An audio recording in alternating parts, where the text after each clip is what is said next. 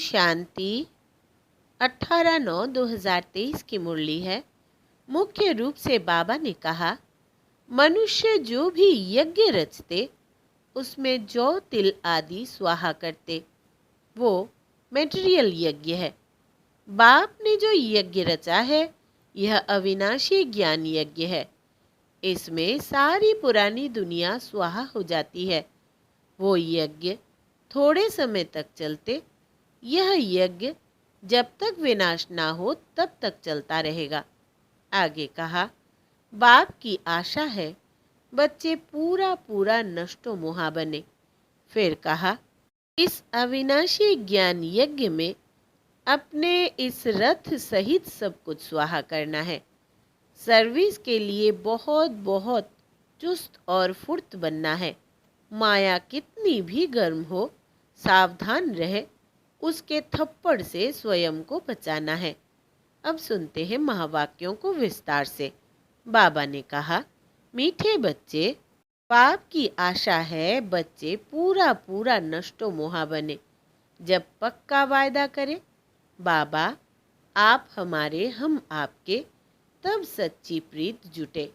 प्रश्न है, रुद्र शिव बाबा द्वारा रचे हुए यज्ञ और मनुष्यों द्वारा रचे जा रहे यज्ञ में मुख्य अंतर क्या है?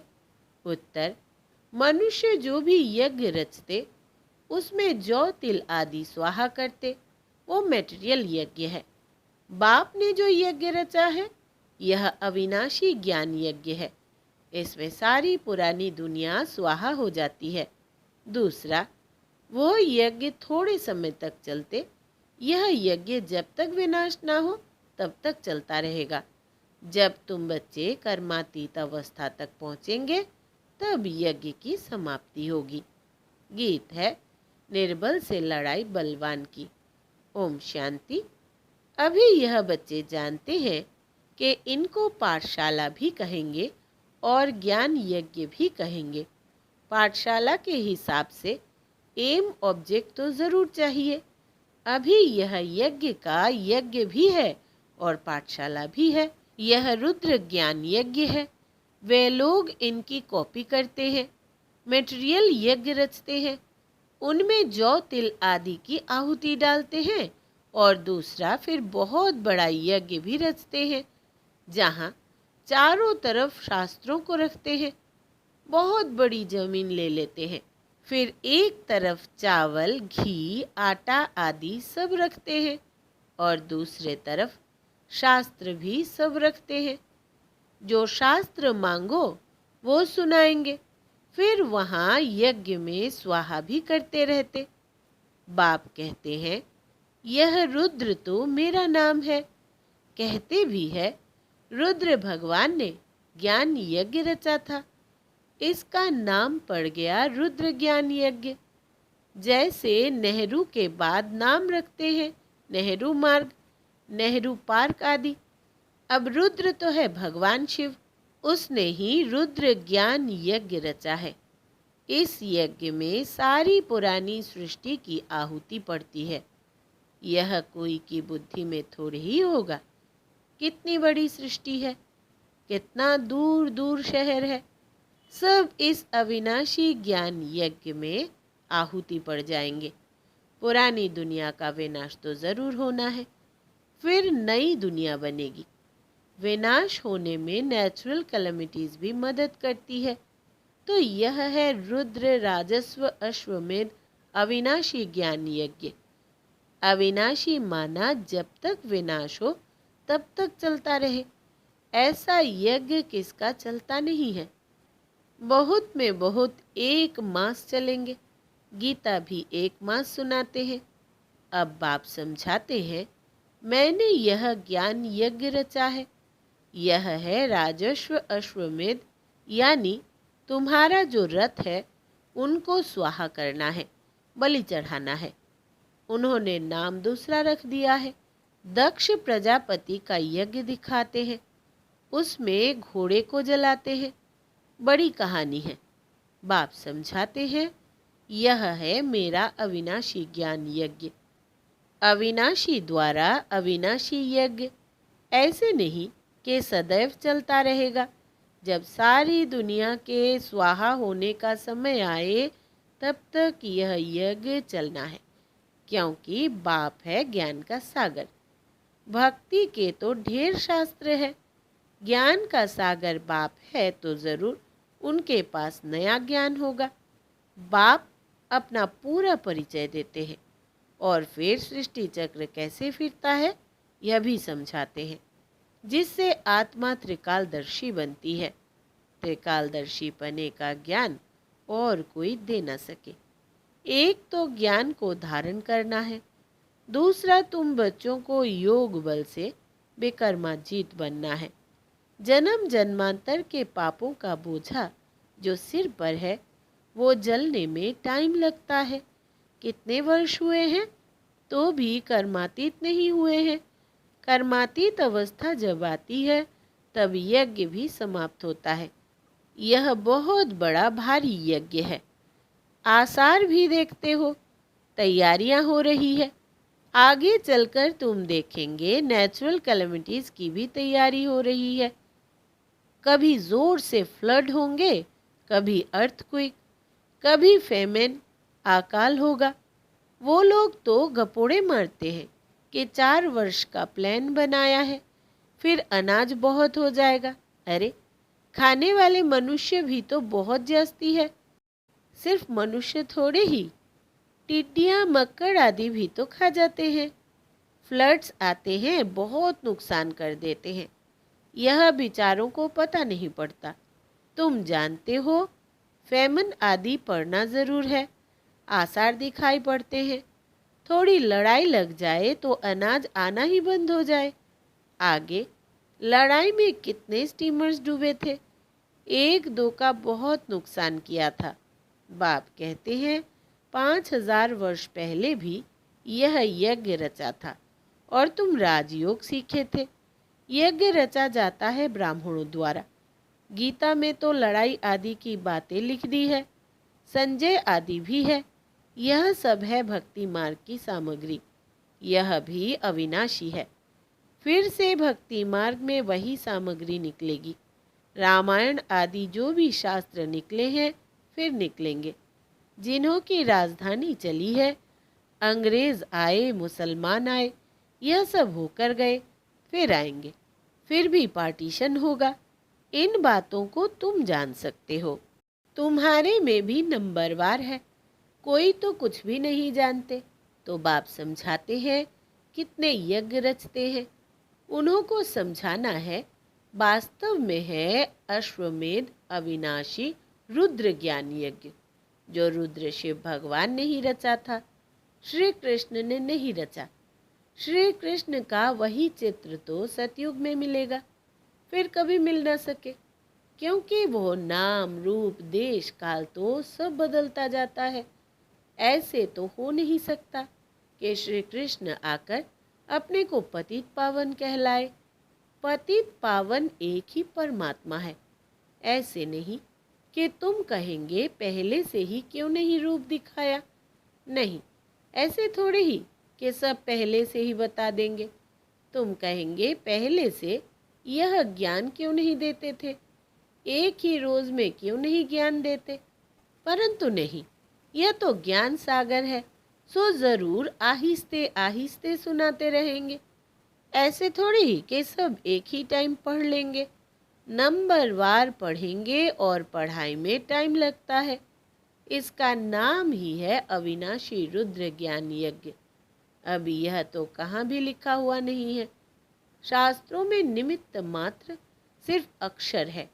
भारत का प्राचीन सहज राजयोग। अच्छा, प्राचीन कब? शुरुआत में तो जरूर इस अविनाशी ज्ञान यज्ञ से ही स्वर्ग बनाया होगा। बाप कहते हैं मैं आता हूँ कल्प कल्प संगम युगे। उन्होंने भूल कर दी है, टाइम भी बदल दिया है। फिर सतयुग की आयु लाखों वर्ष लिख दी है, गपोड़े लगा दिए हैं। यह तो है 4 भाग। स्वास्तिका में भी 4 हिस्से कर देते हैं, ज्ञान और भक्ति। आधा कल्प ज्ञान दिन, आधा कल्प भक्ति रात। ज्ञान की प्रालब्ध मक्खन मिलता है, भक्ति की प्रारब्ध छाछ मिलती है। गिरते गिरते एकदम खत्म हो जाते हैं। नई दुनिया को फिर पुराना ज़रूर बनना है। कलाएं कम होती जाती है, इसलिए अब इनको भ्रष्टाचारी विशेष कहा जाता है। आसुरी दुनिया है ना, तुम जानते हो। इन भक्ति आदि करने से कभी भगवान नहीं मिल सकता। भक्ति तो करते ही आए हो, बंद होती नहीं। अगर भगवान मिल जाए तो भक्ति बंद हो जाए ना। आधा कल भक्ति को चलना है। यह सब बातें मनुष्यों को समझानी पड़ती है। दुनिया नई कैसे बनती है, इसका चित्रों से साक्षात्कार कराना है। पुरानी दुनिया खत्म हो, फिर नई स्थापन होती है। अब एग्जीबिशन अर्थात प्रदर्शनी आदि की किसी बड़े से ओपनिंग करानी होती है, मदद तो लेनी पड़ती है ना। उनको फिर थैंक्स दी जाती है, बधाई देने लिए तार दी जाती है। कितने बड़े बड़े टाइटल अपने ऊपर रखवा लिए हैं। श्री श्री का टाइटल भी रखा लिया है। श्री श्री बाप समझाते हैं, श्रेष्ठाचारी दुनिया थी, अब भ्रष्टाचारी है। फिर बाप श्रेष्ठाचारी बनाने आए हैं। वो फिर पहले से ही अपने ऊपर श्री नाम रख देते हैं। वास्तव में श्री लक्ष्मी, श्री नारायण सतयुग में ही कहा जाता है। राजाओं को श्री का टाइटल कभी नहीं देते थे। उनको फिर हीज होलीनेस कहते हैं। सबसे बड़े हीज होलीनेस लक्ष्मी नारायण की राजाएं भी पूजा करते हैं, क्योंकि वो पवित्र हैं। खुद पतित है। पावन राजाओं को हिज होलीनेस कहा जाता है। अभी तो हिज हाईनेस के बदले बहुत टाइटल सबको दे देते हैं। श्री श्री कहते रहते हैं। अभी बेहद का बाप तुमको श्री बना रहे हैं। नई दुनिया कैसे स्थापन होती है, चित्रों पर ही समझा सकते हैं। हम भ्रष्टाचारी से श्रेष्ठाचारी बनाने की सेवा करते हैं। आप ओपनिंग करो। उन्हें समझाना चाहिए कि सेकंड में जीवन मुक्ति गाया हुआ है ना। समझाने वाला बड़ा एक्टिव होना चाहिए, फुर्त होना चाहिए। मिलिट्री वाले कितने टिप टॉप रहते हैं। तुम बच्चों का नाम कितना बड़ा है, शिव शक्ति सेना। यह ज्ञान मिलता ही है अबलाओं अहिल्याओं को। यहाँ की बातें ही वंडरफुल है। ऊंचते ऊंच भगवान और पढ़ाते देखो किन्हों को है, अहिल्याओं कुब्जाओं को। भगवान उवाच, उन्हों को राजयोग सिखलाता हूँ। ड्रामा में ऐसी नूंद है, परंतु अपने को सब पाप आत्माएं समझते थोड़े ही है। बाप कहते हैं, यह अंतिम जन्म पवित्र बनेंगे तो 1 सेकंड में जीवन मुक्ति पा सकते हो। आते तो बहुत है। आश्चर्यवत सुनंती कथंती, बाबा का बनंती, फिर भी गिरंती और भागंती हो जाते हैं। यह शुरू से लेकर होता रहता है। सुबह को कहेंगे हमको पक्का निश्चय है, शाम को कहेंगे मुझे संशय है, मैं जाता हूँ, मैं चल नहीं सकता, मंजिल ऊंची है, मैं छुट्टी लेता हूँ। ड्रामा की भावी बाप को फारकती दे देते हैं। माया इतनी प्रबल है जो चलते चलते थप्पड़ लगा देती है। बच्चे कहते हैं, बाबा माया को कहो थोड़ी नरम हो जाए। बाबा कहते, मैं तो माया को कहता हूँ खूब गर्म हो। बाप कहते हैं, खबरदार रहना, ऐसे नहीं कि माया थप्पड़ मार दे और तुम फंस पड़ो। तुम मांगते ही हो जनक मिसल गृहस्थ व्यवहार में रहते जीवन मुक्ति पाए।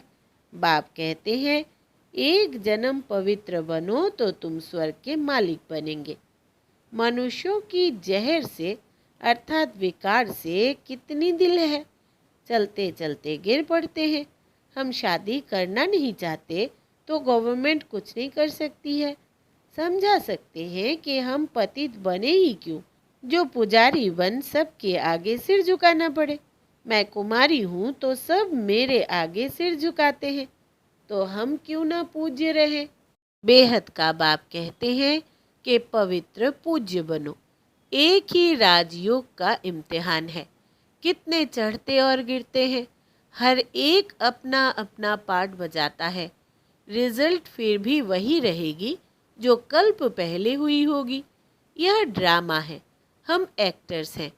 पूरा नष्टो मोहा बने तब बाप से पूरी प्रीत जुटे। बाबा बस हम तो आपको ही याद करेंगे, आपसे वर्षा लेकर ही छोड़ेंगे, ऐसी प्रतिज्ञा करनी पड़े।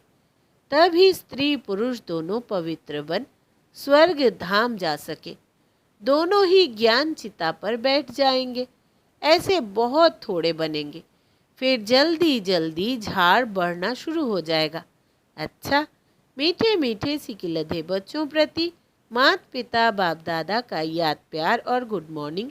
रूहानी बाप की रूहानी बच्चों को नमस्ते और हम रूहानी बच्चों की रूहानी बाप दादा को याद प्यार, गुड मॉर्निंग और नमस्ते बाबा नमस्ते। धारणा के लिए मुख्य सार। पहला, इस अविनाशी ज्ञान यज्ञ में अपने इस रथ सहित सब कुछ स्वाहा करना है। सर्विस के लिए बहुत बहुत चुस्त और फुर्त बनना है। दूसरा, माया कितनी भी गर्म हो, सावधान रहे, उसके थप्पड़ से स्वयं को बचाना है, घबराना नहीं है। वरदान है आज का, दया भाव को धारण कर सर्व की समस्याओं को समाप्त करने वाले मास्टर दाता भव। विस्तार है, जिन आत्माओं के भी संपर्क में आते हो, चाहे कोई कैसे भी संस्कार वाला हो, ओपोजिशन करने वाला हो, स्वभाव के टक्कर खाने वाला हो, क्रोधी हो, कितना भी विरोधी हो, आपकी दया भावना उसके अनेक जन्मों के कड़े हिसाब किताब को सेकंड में समाप्त कर देगी। आप सिर्फ अपने अनादि आदि दातापन के संस्कारों को इमर्ज कर दया भाव को धारण कर लो तो ब्राह्मण परिवार की सर्व समस्याएं समाप्त हो जाएंगी। स्लोगन है, अपने रहम दिल स्वरूप व दृष्टि से हर आत्मा को परिवर्तन करना ही पुण्य आत्मा बनना है।